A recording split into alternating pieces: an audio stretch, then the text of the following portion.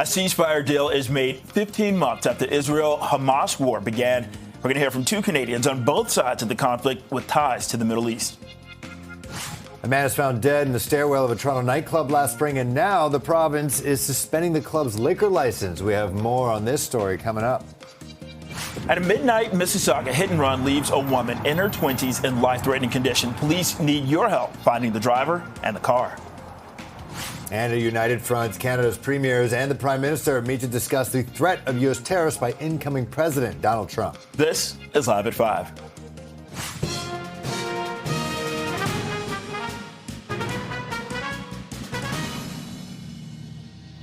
Good evening. I'm Bakari Savage. And I'm Phil Perkins. You're watching Live at 5, our top story. A ceasefire agreement has been reached between Israel and Hamas in a devastating 15-month war in Gaza, and it also clears the way for dozens of Israeli hostages to go home.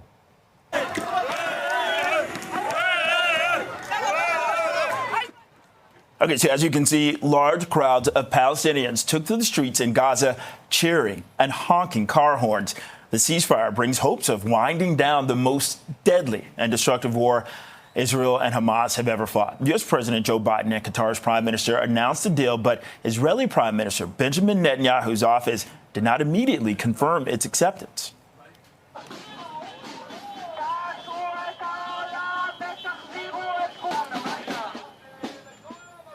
In Israel, a group which represents relatives of hostages says it welcomes the agreement, quote, with overwhelming joy and relief. Dozens of hostages held by Hamas are to be released along with hundreds of Palestinian prisoners in Israel. It'll also allow hundreds of thousands of people displaced in Gaza to return to what remains of their homes and allow badly needed humanitarian aid into the devastated territory. The 6-week ceasefire will also allow for negotiations to bring about a permanent end to the war. And Qatar's prime minister announced details of the deal and the process leading up to it. That was this afternoon. They will follow up the implementation of the agreement. There will be a reporting mechanism for any violation, and those violations will be addressed at a very early stage. Look, we expect from the parties to adhere to the agreement. We expect the parties to stay committed to what they have committed themselves to in that agreement. But we know that these kind of agreements are very complex and will have some issues down the line. And we are ready, and we will stay committed to address those issues ahead of time.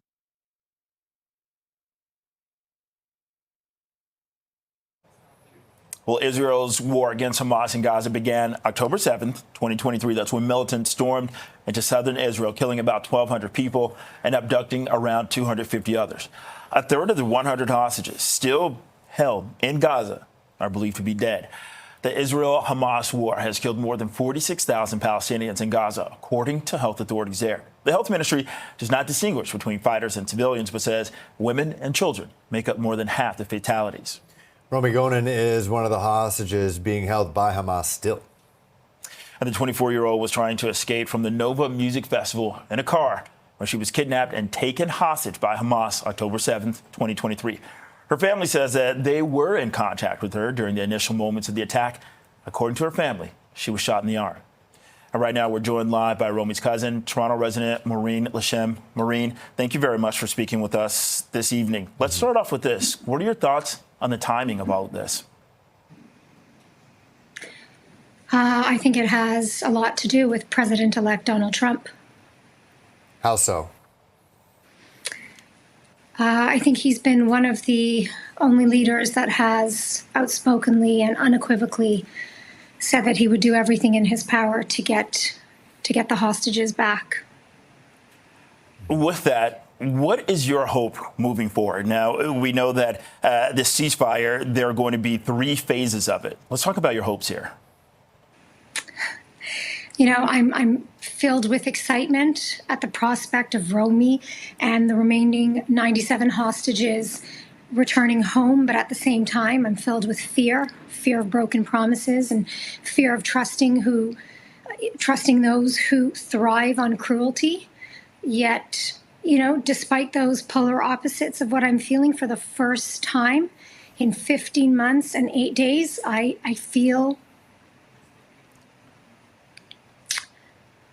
a glimmer of real optimism. And that is what I'm going to choose to focus on. You know, how do you feel that, you know, this region could move forward with after this? So much bloodshed has happened.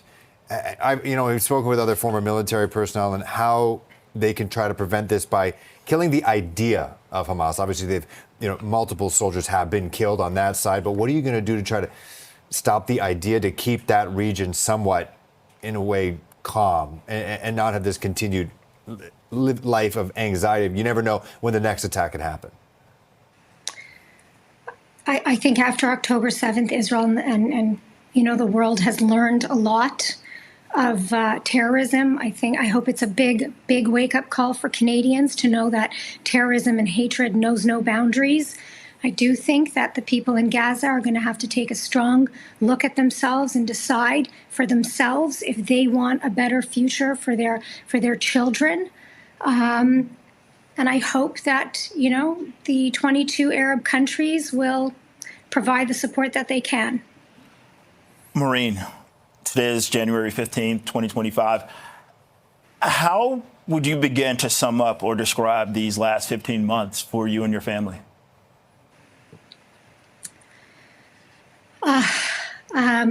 We're cycling through every single emotion, overwhelmed with fear, with anxiety.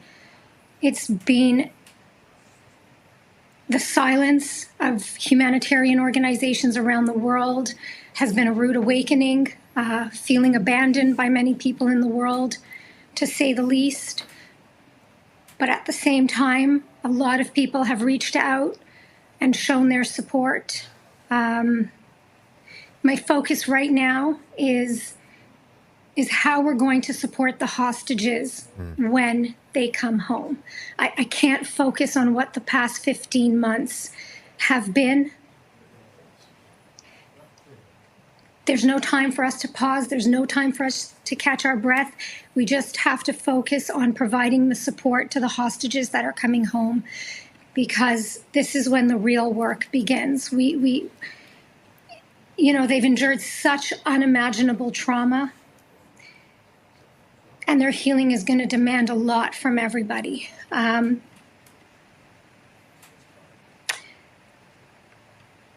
not going to be getting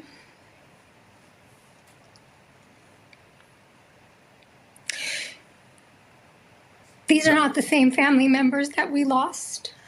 We're going to need to know the new version of Romy. And that breaks my heart. The work ahead and what we have to focus on is how to help her heal, how to support her in rediscovering herself, and to show her that this is a better world than the one that she came from. Look, Maureen, it seems like, like you said, you mentioned Romy, it's impossible that she'll be the same person, but it seems like she has a lot of support waiting for her once she does eventually get home. But thank you so much for sharing us your experience and your family's feeling on something that really just happened just a couple hours ago. So we do appreciate you having the courage to talk with us. Laureen Lashem, thanks so much. We appreciate it. And, we're going to be speaking with other people who had family in Gaza as well. We'll hear from them. But in the meantime, Maureen, thank you so much. Maureen, thank you. Thank you. And also, for more reaction to the ceasefire and hostage deal, we're joined live by CP24's Lindsay Biscaya, who joins us from the newsroom. Lindsay. Okay, she currently... A momentous day as well.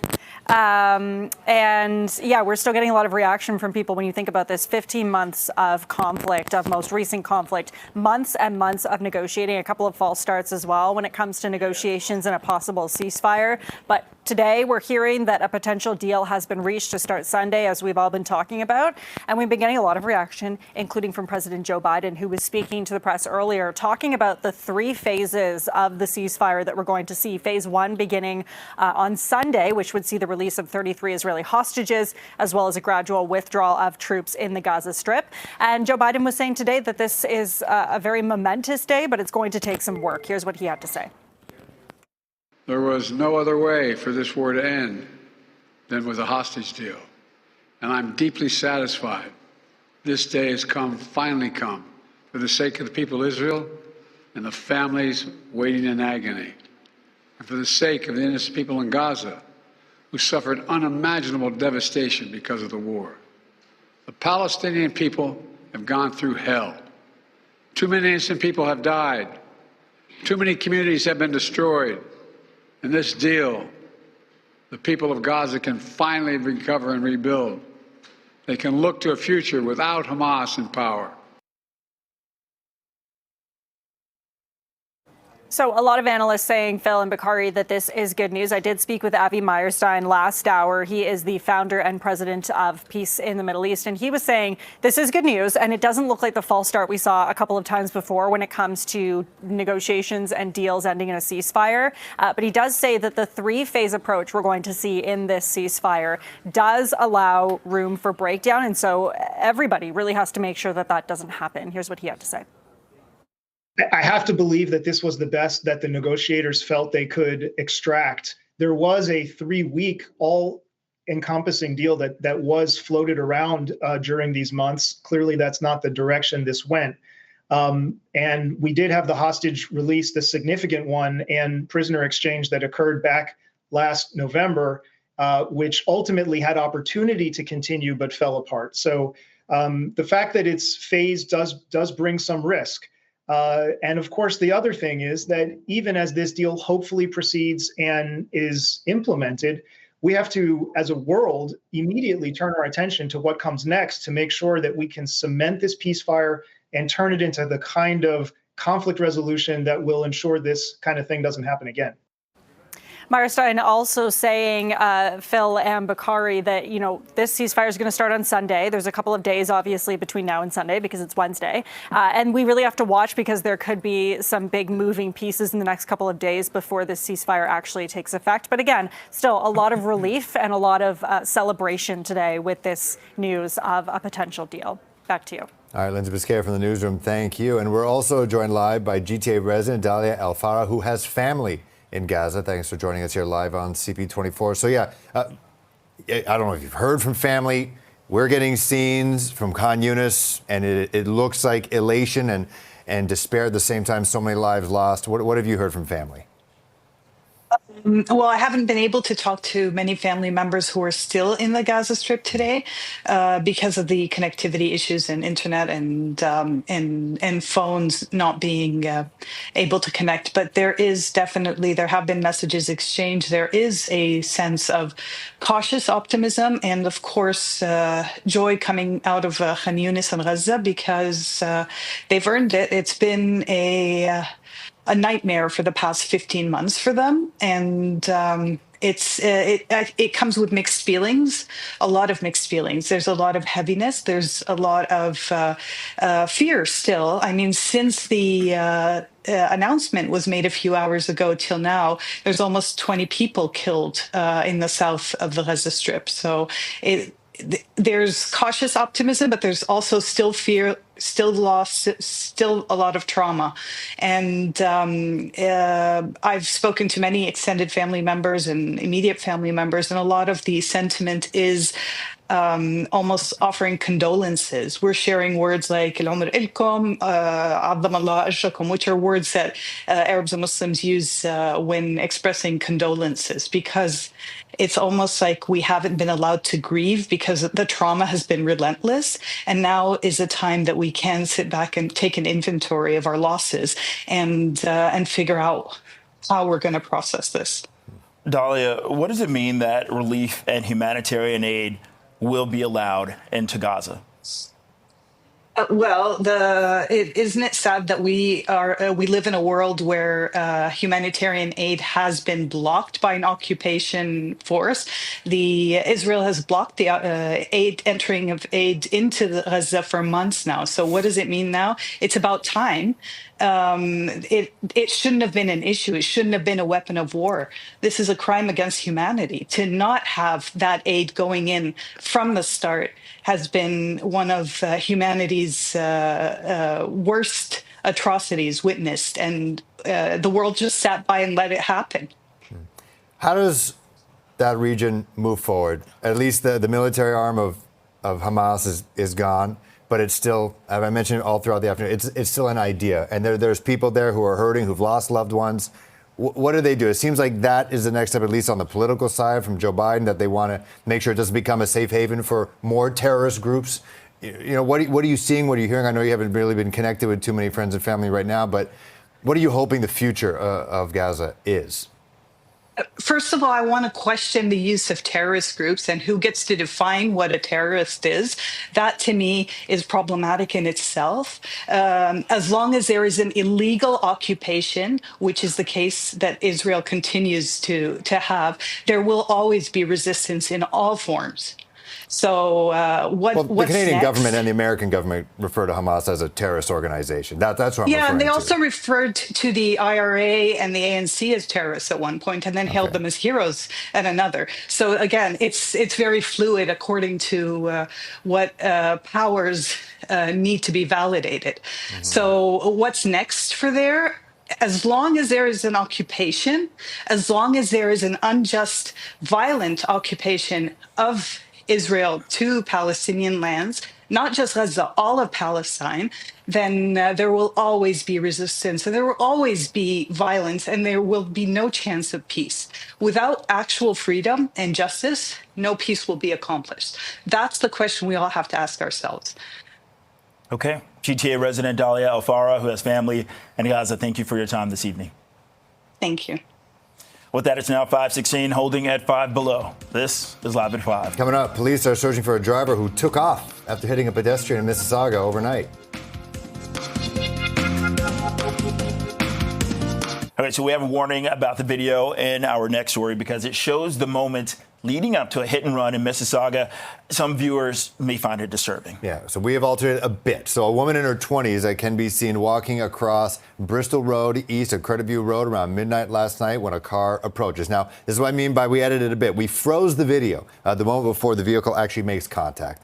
The woman was thrown several meters and is in hospital right now with life-threatening injuries. Police say the woman had the right of way. The driver did not remain at the scene. Okay, for more on this investigation, let's go live to CP24's crime analyst, Steve Ryan. Steve, we're talking about yet another hit and run.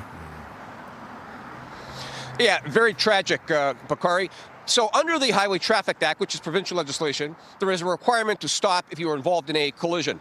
Failing to do so could result in a provincial charge of failing to remain at a collision. Now, under the criminal code, there is also a charge. There's a requirement, a legislation in the criminal code that requires you to stop after an accident. And if somebody needs assistance, if they are injured, you're required to help them as well.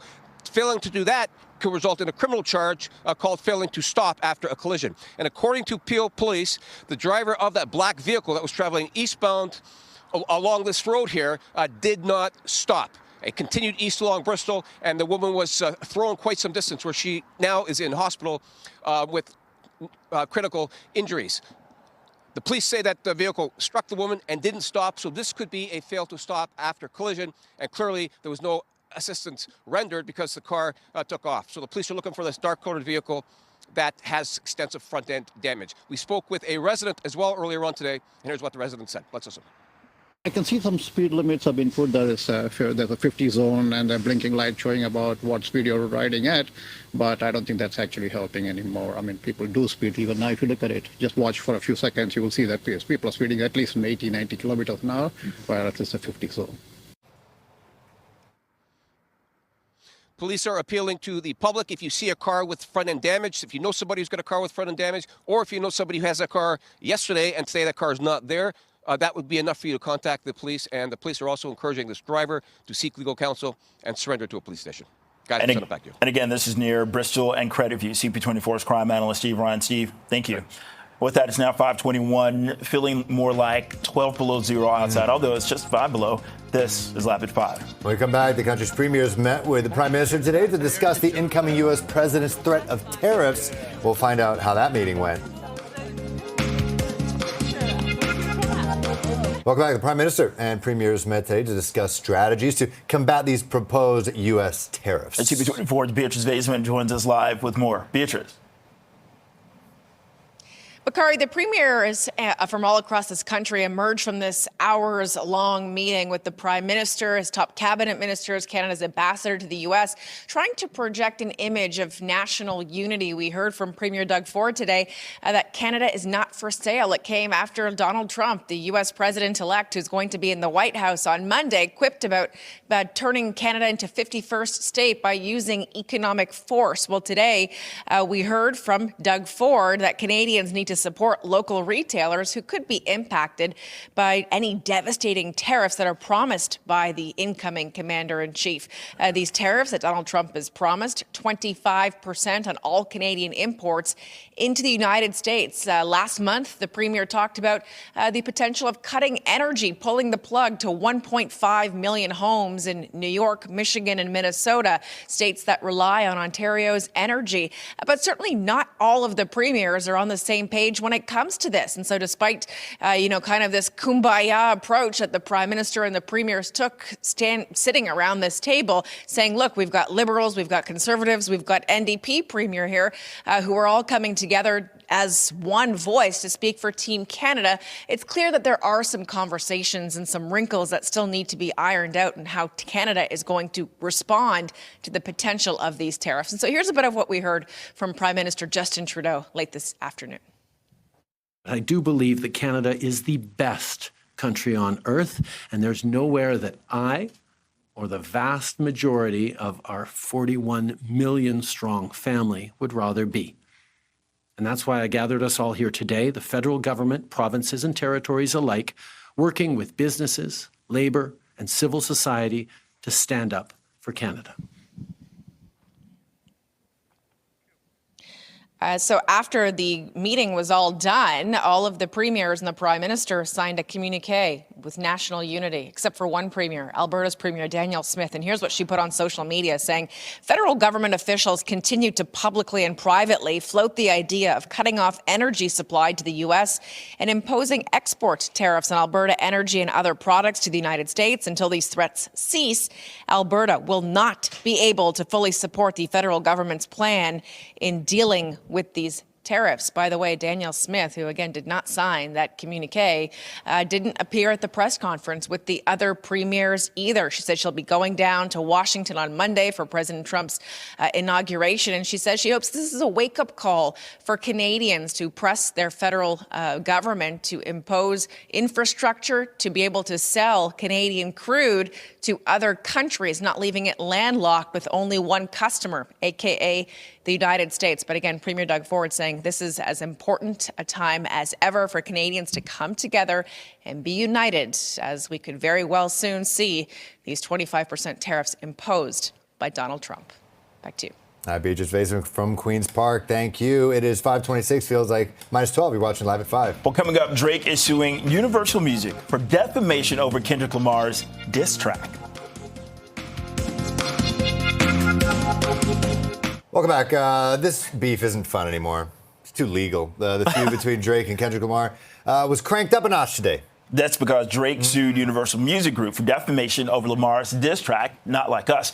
The suit alleges that the company promoted the song even though it included false pedophilia allegations against Drake and suggests listeners should resort to vigilante justice. Well, the lawsuit says that the track led to the shooting of a security guard at Drake's Toronto home, as well as online hate and harassment and a hit to his brand's value. Lamar is not named in the suit, which blames Universal for deciding to publish, promote, exploit, and monetize allegations that are not only false, but dangerous. All right, it's 5:30. Feels like -12. Watching Live at 5. And a ceasefire deal has been reached in the Israel-Hamas war. We'll have reaction coming up. A ceasefire deal is made 15 months after the Israel-Hamas war began. We've heard from 2 Canadians on both sides of the conflict with ties to the Middle East. And a man's found dead in the stairwell of a Toronto nightclub. This was last spring. Now the province is suspending the club's liquor license. We're going to have more in the story coming up. And a midnight Mississauga hit and run leaves a woman in her 20s in life-threatening condition, and police need your help finding the driver and the car. A united front, Canada's premiers and the Prime Minister, they met to discuss the threat of U.S. tariffs by incoming President Donald Trump. This is Live at 5.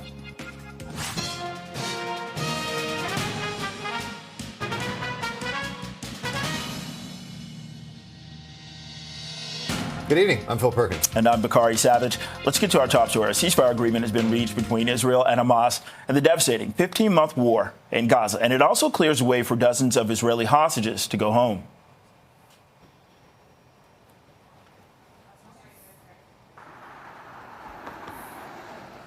Okay, that was the wrong viz. We'll get to that with Steve Ryan later at the scene of a hit and run there. But large crowds of Palestinians took to the streets in Gaza, cheering and honking their horns. The ceasefire brings hopes of winding down the most deadly and destructive war Israel and Hamas have ever fought. U.S. President Joe Biden and Qatar's prime minister, they announced the deal, but Israeli Prime Minister Benjamin Netanyahu's office did not immediately confirm its acceptance.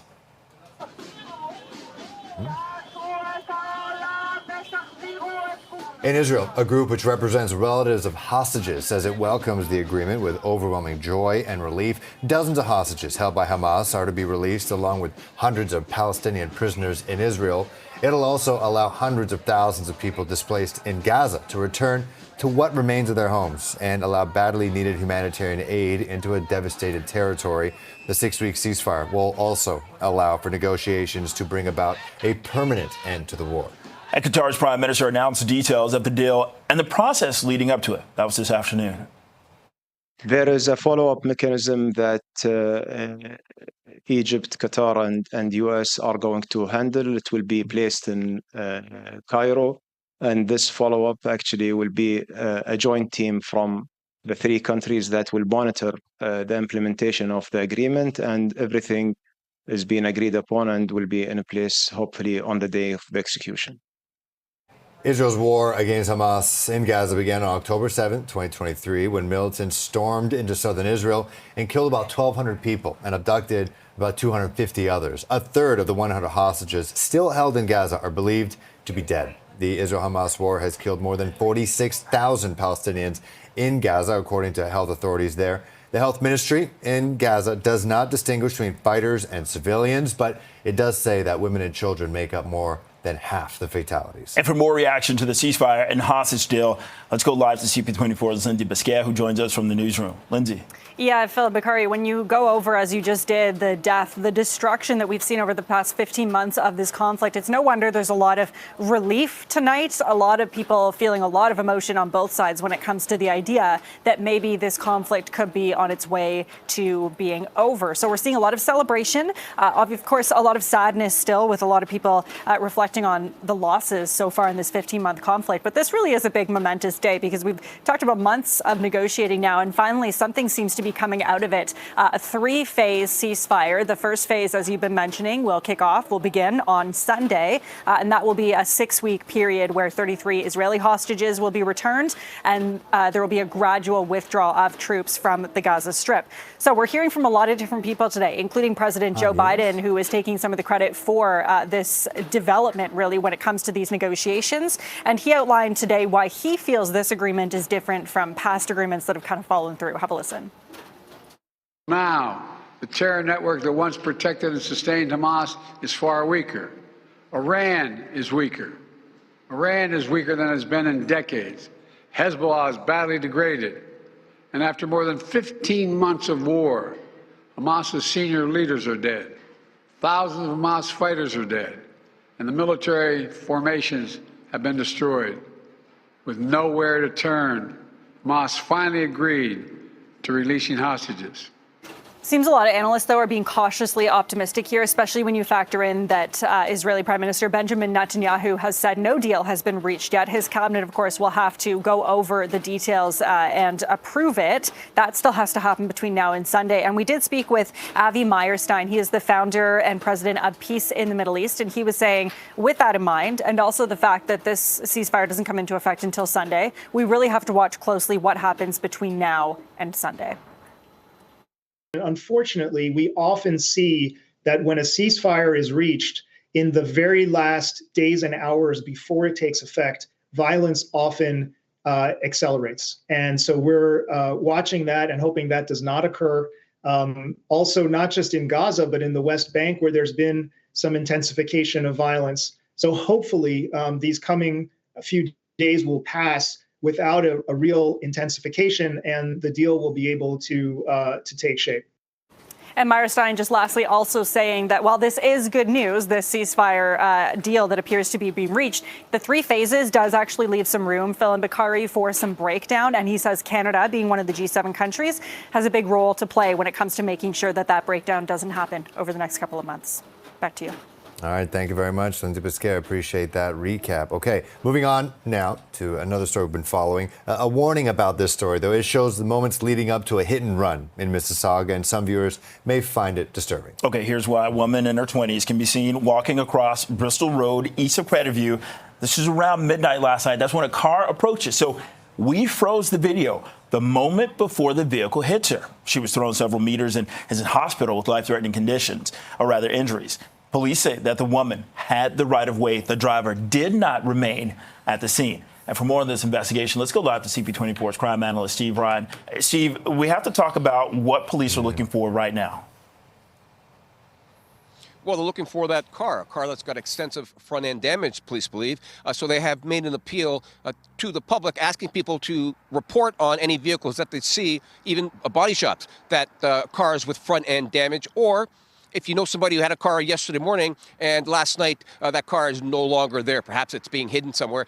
If that is to occur, police are asking for you to give them a call so they can investigate and track down every lead. So there's a requirement under the Highway Traffic Act, provincial legislation, of course. If you are involved in a collision, you're required to stay at the scene. And if you don't, that could result in a charge of failing to remain. Under the criminal code, there's also a requirement for you to stop at the scene of an accident and render assistance to those who might need it. Clearly, according to the police, this driver did neither. So this is most likely a criminal investigation with failing to stop being one of the charges that could possibly be laid. So the vehicle was traveling eastbound along Bristol as it went through the intersection. As we've been reporting, it struck a woman in her 20s, and she is now in critical condition in hospital. Now, we did speak with Peel Police earlier today, and we spoke with a local resident as well. Here's more from both of them.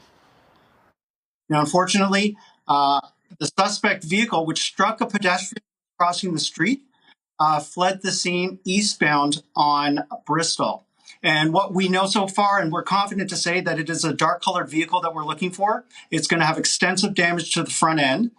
And anyone or any body shops that have, or any neighbors that find a black vehicle that has suspicious damage to the front, please contact our Major Collision Bureau investigators. I'll give you a phone number of 905-453-2121, extension 3710.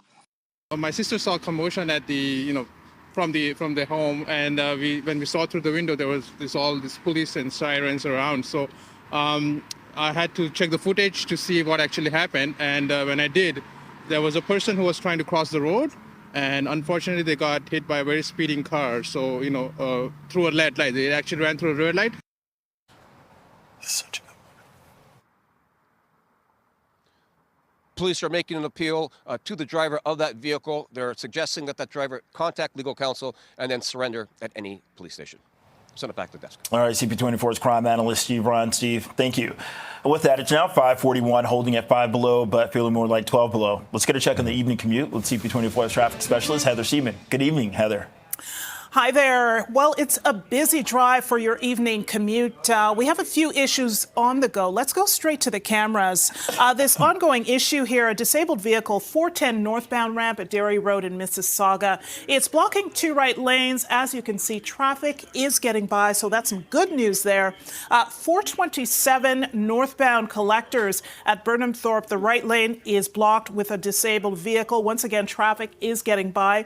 We still have cleanup crews. Let me just see if I can bring that up.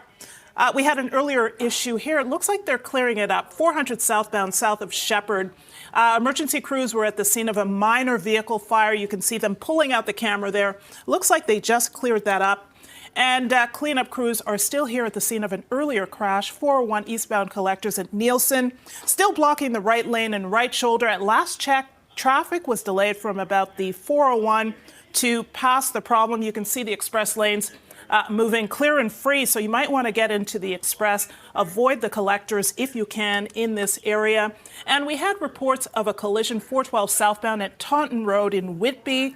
It looks to be clear. Traffic is moving well through that stretch. Don Valley Parkway, still seeing that volume from Millwood to north of Lawrence, and the Gardner still jamming up. Let's see if this camera works here. Things are clear once you get west of Strawn, but from York Street to west of Strawn, we are seeing a bit of volume in and out of the downtown core. Off the major routes, we may still have a crash investigation harbored at Shaw Street. That's it. Back to you. Heather, thank you. Appreciate it. It is 5:42, feeling like -12. You're watching Live at 5. And coming up, the province's alcohol regulators moving to suspend a Toronto club's liquor license after a patron was found dead. Welcome back. The province's alcohol regulator moving to suspend a Toronto nightclub's liquor license after a 19-year-old was found dead inside the bar. Okay, for details of the story, let's go live to CP24, Sija Liu. Sija. Hi, Bakari and Phil. The nightclub Mr. Wolf, which is located at the corner of Queen and Portland, may have its liquor license suspended for 60 days after a 19-year-old died while drinking at the club. This is all new information that we're getting from an investigation by the Alcohol and Gaming Commission of Ontario that was released today. They say back on May 24th of 2024, a 19-year-old man was with a group of people inside the VIP section of this club. They were served 3 large bottles of liquor. It says after a few hours of drinking, the man was repeatedly stumbling, losing his balance, getting into fights with other people, showing clear signs of intoxication. The agency said that no employees in the bar stepped in, and around 1 a.m., the man went up to a stairwell in an area of the bar that had been blocked off. His body was found in that stairwell the next afternoon, and a toxicology analysis found his blood alcohol content was more than twice the legal driving limit. And this report goes on to say the staff at the club should have known that the man was showing clear signs of intoxication and that they failed to intervene as required. So as a result, the AGCO is issuing a 60-day license suspension when it comes to liquor. Mr. Wolf will have 15 days to appeal that suspension. The provincial agency also says they've been working closely with Toronto police when it comes to this incident. No criminal charges have been laid, but there have been other charges laid under the Liquor License Control Act. This is against the owner as well as another business that was doing business with Mr. Wolf a month later. This includes things like selling and supplying liquor to an intoxicated person, allowing intoxication to permit on scene. So now Mr. Wolf, this nightclub in a busy district in Toronto downtown area, could see their license suspended for about 2 months now. And this is after a 19-year-old died while drinking at the club. And Phil Bakari, right now, we don't have any details on the victim or his identity. Back to you.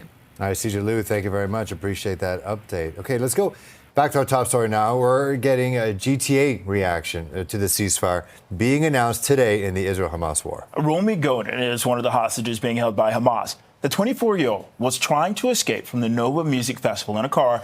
That's when she was kidnapped and taken hostage by Hamas October 7th, 2023. Her family says that they were in contact with her during the initial moments of the attack. According to her family, she was shot in the arm. We had a chance to speak with Maureen Lashem, one of Romy's cousins. My focus right now is how we're going to support the hostages when they come home. I can't focus on what the past 15 months have been. There's no time for us to pause. There's no time for us to catch our breath. We just have to focus on providing the support to the hostages that are coming home, because this is when the real work begins. They've endured such unimaginable trauma, and their healing is going to demand a lot from everybody. And of course, many emotions being expressed on both sides in reaction to the ceasefire announcement. We also spoke with GTA resident Dalia El Farah, who has family in Gaza. isn't it sad that we live in a world where humanitarian aid has been blocked by an occupation force? Israel has blocked the entering of aid into Gaza for months now. So what does it mean now? It's about time. It shouldn't have been an issue. It shouldn't have been a weapon of war. This is a crime against humanity. To not have that aid going in from the start has been one of humanity's worst atrocities witnessed, and the world just sat by and let it happen. It's 5:49, holding at 5 below zero. This is Live at 5. We come back. The country's premiers met with the prime minister today to discuss the incoming U.S. president's threat of tariffs. We'll find out how the meeting went.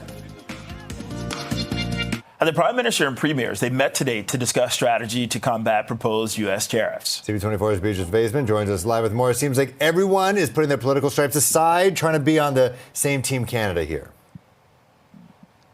That's the best approach, according to Premier Doug Ford. Phil and Bakari is coming up with a united front, and that's why you saw premiers from all different political stripes. You've got Conservative premiers, Liberal, NDP, sitting shoulder to shoulder with Prime Minister Justin Trudeau, some of his top cabinet ministers, Canada's ambassador to the United States, to present this kind of united front. In fact, Premier Doug Ford saying it's never been more important for Canadians to be united than it is right now. We're kind of in this really sensitive time where Canada's economy hangs in the balance when you've got the U.S. president-elect. He'll be sworn in on Monday on Inauguration Day, threatening to impose 25% tariffs on all Canadian imports heading into the United States. So Doug Ford today urging people, if you're out shopping, support local Canadian retailers. Reach for that good that says made in Canada as opposed to made in the United States or elsewhere, for example. And certainly these premiers have been trying to come up with this Team Canada approach, but the reality is they're not all on the same page. Doug Ford hinted last month he'd be prepared to cut energy to 1.5 million homes in New York, Minnesota, and Michigan who rely on Ontario's energy. But if you're looking out west, Alberta's Premier Danielle Smith, along with Saskatchewan's Premier Scott Moe, they don't want Canada's energy to be used as leverage in the midst of retaliatory negotiations with the United States. And so here's a bit of what Danielle Smith had to say after this meeting. By the way, she did not sign the communique that all the other premiers did, agreeing with this Team Canada approach. She writes, Alberta will simply not agree to export tariffs on our energy or other products, nor do we support a ban on exports of these same products. We will take whatever actions are needed to protect the livelihoods of Albertans from such destructive federal policies. Danielle Smith, Alberta's premier, not appearing at that press conference with all the other premiers and the prime minister after the meeting wrapped up either. And so here's how Doug Ford responded to questions from reporters about this kind of image of national unity and where he's disagreeing with Alberta's premier. When Donald Trump comes at us, he's not going to say, well, let's not worry about Ontario, they're good people, or Alberta. He's coming full tilt at Canadians as a whole. And that's one thing we have to understand. We need to be united. You know, Donald Trump is a brilliant negotiator. That's what he's done his whole life. That's exactly what he's done. And he's sitting there with a big smile on his face thinking, wow, I'm going to divide and conquer. Remember one thing, united we stand, divided we fall. Prime Minister Trudeau would not elaborate what retaliatory measures or retaliatory efforts different provinces and the federal government can take in light of the threat of these 25% tariffs. But the Prime Minister saying they emerged with a sense of purpose, a shared sense of understanding, and a commitment to stand together on a united path forward. Again, Inauguration Day for Donald Trump. Monday, he's promised in his first few hours in office, these tariffs are coming. So certainly a conversation to be continued, guys. Okay, live from Queen's Park, CP24's Beatrice Vaisman. Beatrice, thank you. And with that, it's now 5:56, holding at 5 below zero. This is Live at 5. Coming up, we'll talk about fashion and the Premier of Ontario. Welcome back. The Premier made a fashion choice today at a news conference. Take a look. All right, Doug Ford spoke to reporters while wearing a baseball hat with the message, Canada is not for sale, printed on it. The hat sold on the website strongandfreehat.ca. It was created by an Ottawa company. Right now it's 5:59. This is Toronto's Breaking News, CP24. Thank you for watching. CTV News at 6 is next.